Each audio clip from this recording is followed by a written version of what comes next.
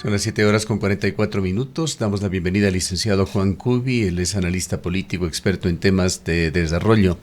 Licenciado Cubi, se llega a un punto culminante en la ciudad de Cuenca cuando una importante entidad pública, representante ciudadana, con un alcalde y concejales que llegaron allá en función del voto popular, tratará el tema de la minería. La situación concreta de Quimsacocha se tratará también de dar un respaldo a ese informe que es claro y contundente de la empresa Etapa EP sobre la inconveniencia de que continúe ese proyecto minero en Quimsacocha, Loma Larga, como lo llaman los gobiernos, y que ha dado una serie de comentarios, ha generado una serie de comentarios por la forma que el gobierno nacional ha continuado impulsando más allá de las decisiones de carácter popular en las urnas, en actos de democracia directa que se han tomado en esta provincia.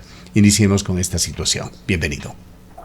Buenos días, Gustavo. Buenos días, Rosana. Gracias por el espacio. Mire, algo que ya lo hemos tratado aquí en estos programas, en estas entrevistas, cuando los políticos se plantean límites a sus obligaciones, no queda más que la presión de la sociedad, la presión de la gente, para exigir no solo que se cumpla la ley, sino que se apliquen agendas de beneficio general, de protección del medio ambiente, del agua, etcétera. Eso es lo que está sucediendo en el Azuay.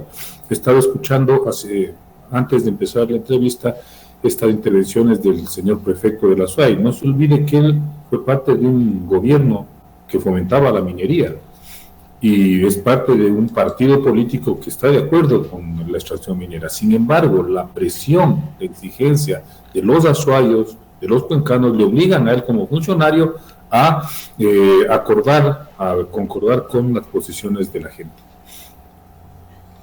¿Qué es lo que esperaría usted se dé? ¿Qué tipo de lineamientos se podrían tomar a nivel del Consejo Municipal de Cuenca? Y se ha hablado también, se ha sugerido ya posiblemente una asamblea provincial que vendría en seguidilla en esta urbe, que se le ha venido también postergando. Gustavo, lo fundamental es que se respete la voluntad popular. Aquí en el Azuay y en Cuenca se han dado fundamentalmente 2 consultas populares donde está claramente establecido qué es lo que la gente pide: que no se haga minería en las fuentes de agua, que no se afecte las zonas de acumulación de ese recurso tan fundamental para la vida como es el agua, que no se atente contra una serie de derechos que son fundamentales: derecho a la vida, derecho a la salud. No hay que darle mucha vuelta al asunto. Además, hay un informe reciente de Etapa, yo no lo he revisado, sé más o menos brevemente, pero donde también se explica claramente las consecuencias de hacer cualquier tipo de minería en esas zonas. No se necesita más que eso, más que respetar los términos de esa consulta, y creo que hacen bien las autoridades en terminar por aceptar esta exigencia popular. Además, Juan, muy buenos días. Hay otros elementos. Recordamos que hace algunos años ya el Consejo Cantonal de esa época tomó la resolución de decidir de que sea todo el Cantón Cuenca un territorio libre de minería. Entendemos que esa resolución además está vigente, si no ha sido derogada. Eso implicaría que el propio Consejo Cantonal haga respetar las propias decisiones tomadas por este cuerpo edilicio, aunque haya sido en otra época. No solo eso, sino que yo recuerdo que en aquella época el gobierno de Correa, a través de una ministra cuencana, quiso cuestionar esa decisión del Consejo Cantonal para tratar de relativizar la decisión de prohibir la minería en el territorio del Cantón Cuenca. Usted debe acordarse de eso, Rosana, usted es periodista. Y obviamente ahí se dio esta confrontación entre una decisión del cuerpo edilicio de Cuenca y el gobierno nacional. Y obviamente eso no puede operar porque hay una voluntad de una decisión soberana, si cabe el término, de una autoridad o de un cuerpo colegiado, en este caso el Cabildo de Cuenca, respecto de la protección de los derechos de la gente que vive en este territorio. La reacción del gobierno ante las voces que se levantaron aquí, las acciones de ciudadanos para impedir que continúe ese proceso que evidentemente se lo hacía de una manera irregular, tramposa y con la fuerza, señaló que eran sectores políticos los que se oponían a este proyecto, que lo calificaba como un proyecto de desarrollo. ¿Cómo ve esa posición oficial del gobierno de Daniel Noboa? Mire, que sea o no sea político es secundario. Aquí hay una decisión soberana del pueblo de la SUAY y del pueblo de Cuenca respecto de un tema central, fundamental, que es la actividad minera en zonas de recarga hídrica. Eso, al margen de quién defiende, quién cuestiona, cuáles pueden ser los intereses de lado y lado, aquí hay una decisión que en términos constitucionales es prioritaria, tiene un carácter superior frente a cualquier tipo de decisión política del gobierno. De manera que esto de cuestionar, de acusar, de que detrás de esto habrían intenciones de carácter político electoral, pasa a segundo plano cuando estamos hablando de un tema que es fundamental para garantizar los derechos de la gente. Ahí no hay no debería haber mayor discusión al respecto. Hemos acabado de relatar también la cantidad de concesiones mineras que existen en la provincia de El Azuay, que bordean las 50.000 hectáreas, que incluyen prácticamente la totalidad del Parque Nacional El Cajas, más allá, por supuesto, de este proyecto concreto de Loma Largo, Quimsacocha. Quisiera preguntarle a usted, como experto en temas de desarrollo, en dónde deben estar los límites, si es que existe, entre la explotación de la naturaleza y el desarrollo y el cuidado del medio ambiente. Es importante para Ecuador desarrollar una infraestructura, pero que proteja al medio ambiente, proyectos sostenibles que permitan un desarrollo equilibrado. Lamentablemente, Gustavo, hemos vivido desde hace más de 20 años unos regímenes que priorizan la explotación de la naturaleza por encima de los derechos de la gente, de las comunidades, ¿no? Lo que usted me señala es aún más grave en el caso, por ejemplo, de la explotación de los manglares para la industria camaronera. No tengo idea yo la cantidad de hectáreas, pero deben estar sobre las 150.000 hectáreas de manglar que han sido destruidas en los últimos años para facilitar la expansión de esta actividad, que únicamente beneficia a las empresas o a las industrias que trabajan en ese sector y a los países que importan camarón ecuatoriano. Entonces, si estamos hablando que vamos a priorizar esa actividad en desmedro de un ambiente sano, en desmedro de una serie de recursos que son fundamentales para la vida de muchas comunidades, creo que eso no admite mayor discusión. ¿O estamos con una postura o estamos defendiendo los derechos de la gente? Además, Juan, quizás cuando hablamos de minería nos concentramos más, por obvias razones, en el tema ambiental y todos los efectos que esto tendrá a mediano y largo plazo, estos efectos a perpetuidad que se ha manifestado recientemente, pero hay otros problemas de carácter social en relación a la minería. Hay una ruptura del tejido social, hay problemas de migración, hay problemas de explotación sexual, es decir, la minería además acarrea una serie de otros problemas para las comunidades que están en la zona de influencia. Bueno, el tema no es solamente la minería, es el tema del extractivismo, porque la actividad petrolera ha tenido impactos similares a la minería o a la explotación del manglar, ¿no? Y usted tiene impactos no solamente sociales, tiene también impactos culturales. La ruptura de ese tejido social implica también la ruptura de un mundo construido sobre todo desde las comunidades indígenas, ¿no? Lo que se llama el mundo indígena, esa forma de vida que tiene una serie de ventajas, que es armónica en términos sociales, colectivos, ambientales, se despedaza, se destruye. Y eso no es cierto que tiene un beneficio para el país, para el pueblo, para la gente. Supuestamente vamos a generar una cantidad de ingresos para asegurar el desarrollo. Eso es una mentira. Eso no ha funcionado con 50 años de explotación petrolera.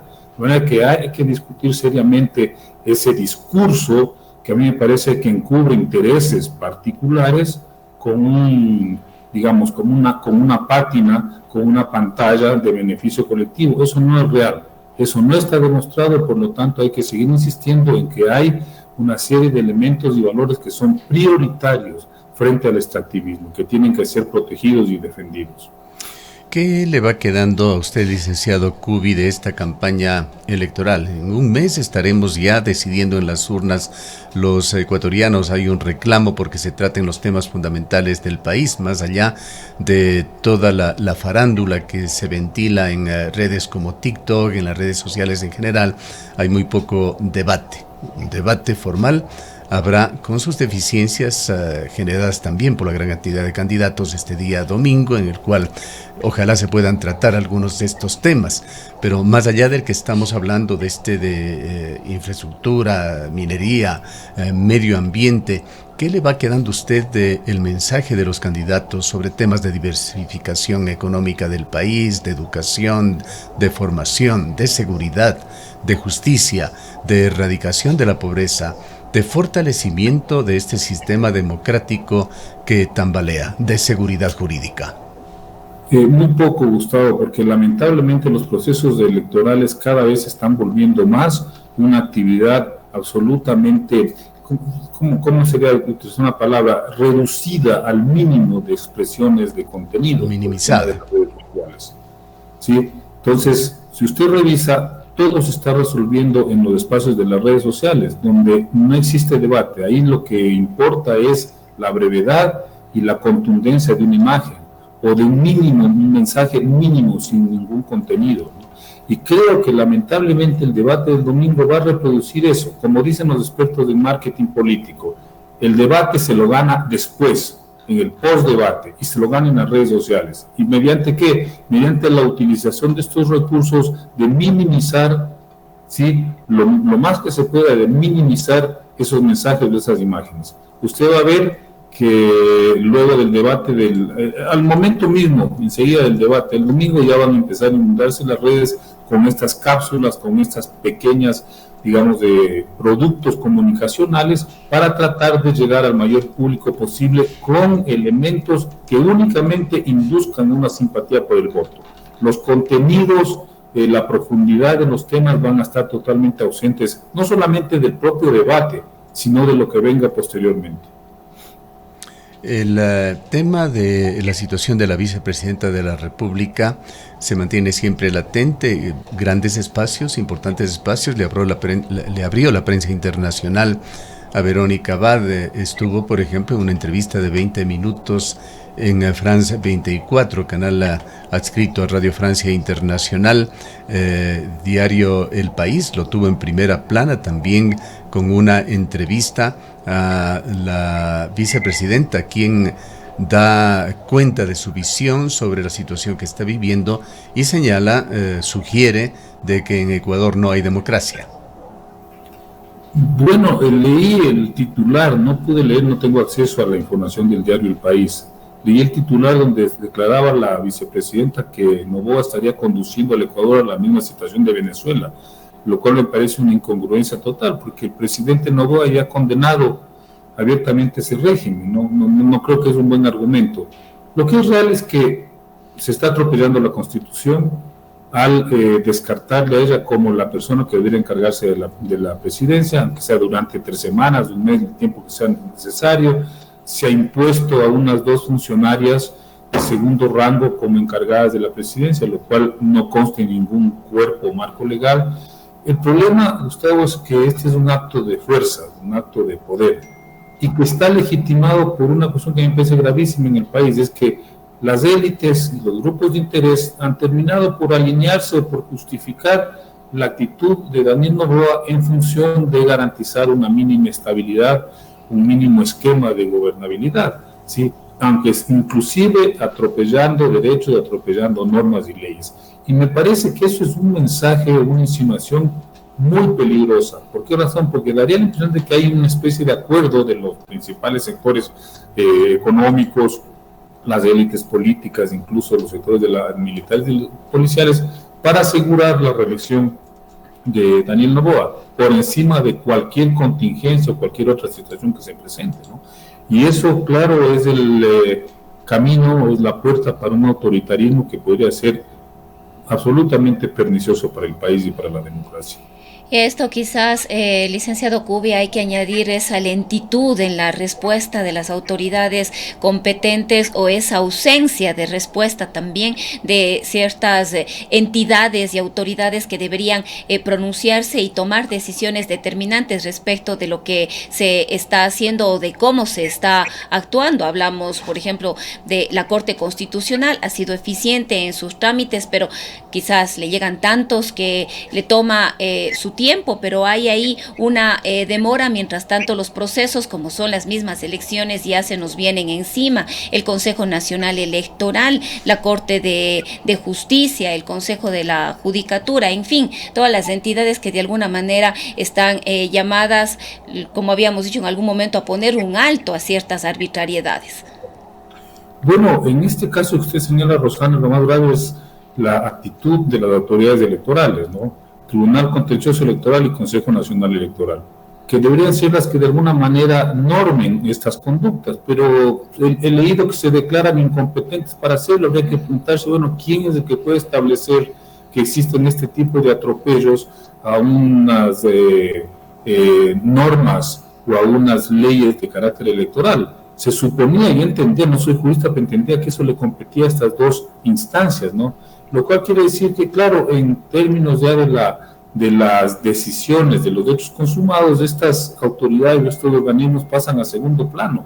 Por eso decía, este es un acto de fuerza, un acto eminentemente político desde la lógica de quien tiene el poder. Y eso es peligroso para una sociedad y para la democracia, es lo que hay que entender. Al margen de la antipatía que se pueda tener por la vicepresidenta Abad, claro, ella a fin de cuentas ganó las elecciones en las urnas, ¿no? Legítimamente, como también lo hizo el señor Noboa. De manera que no se entiende ni es aceptable este tipo de discriminación que perjudica a la institución de la vicepresidencia, al margen del personaje. Finalmente, licenciado Kubi, a 4 semanas de las elecciones, ¿qué reflexiones le generan las encuestas? Comunicaliza acaba de dar una reciente, el día de ayer, 36% para González, a 3 puntos, 36% para Daniel Noboa, a 3 puntos de González, Leonidas Issa con un 2%, el resto de candidatos no llegan al 1%. Bueno, nada novedoso, ese ha sido el comportamiento del electorado en las últimas elecciones, con excepción de la elección pasada, donde probablemente el asesinato de Fernando Villavicencio alteró un poco esa inclinación electoral. Yo siempre he sostenido que no está totalmente garantizado que sean los dos los que entren a la segunda vuelta, a pesar de que cada vez según las encuestadoras se perfilaría un escenario con 2 opciones y con un pelotón absolutamente rezagado. No sabemos qué puede pasar hasta las elecciones de febrero, creo que es el domingo 9, si no me equivoco la fecha.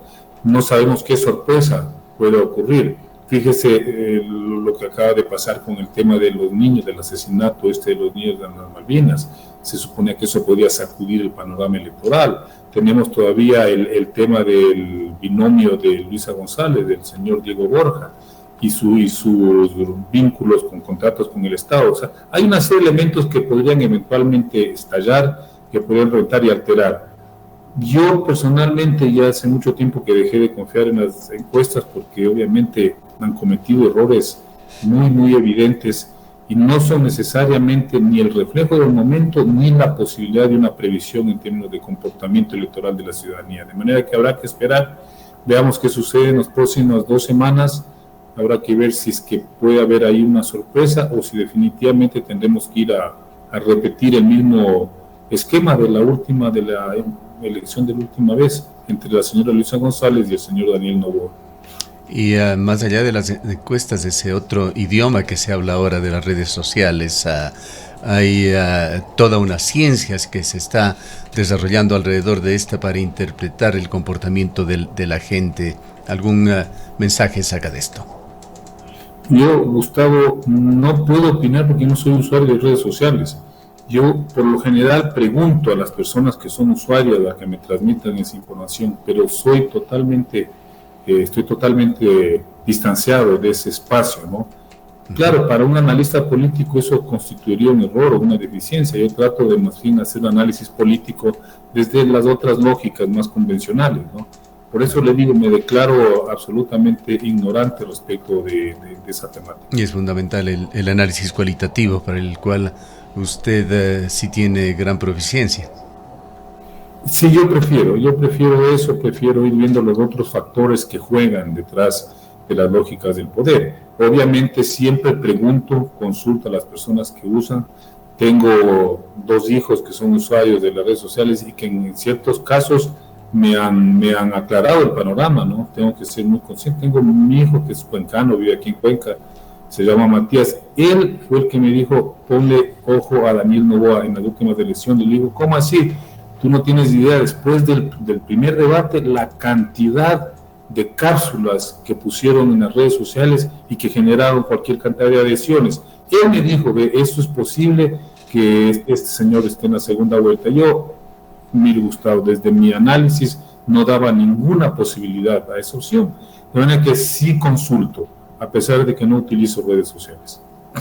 Lo que sí sabemos es que los segmentos jóvenes de Ecuador tienen cada vez un peso específico mayor en las decisiones electorales. Creo que es un peso específico definitivo, no decisivo. Bien. Bueno, son más del 50%, los millennials y los centennials en este momento creo que están ya por los 57% de votantes, del total de votantes. Y yo creo que dada la ineptitud demostrada por el actual presidente, que tenga esa opción electoral, ese apoyo electoral, no puede explicarse sino por la decisión de este segmento de la población, que obviamente está absolutamente conectado con redes, con TikTok, con Instagram, Facebook, etcétera, ¿no? No encuentro otra explicación, y esa es la fortaleza del actual presidente. Bien. Muchísimas gracias por habernos acompañado. Gracias a ustedes. Han escuchado al licenciado Juan Cubi, analista político, experto en temas de desarrollo. Son las 8:06.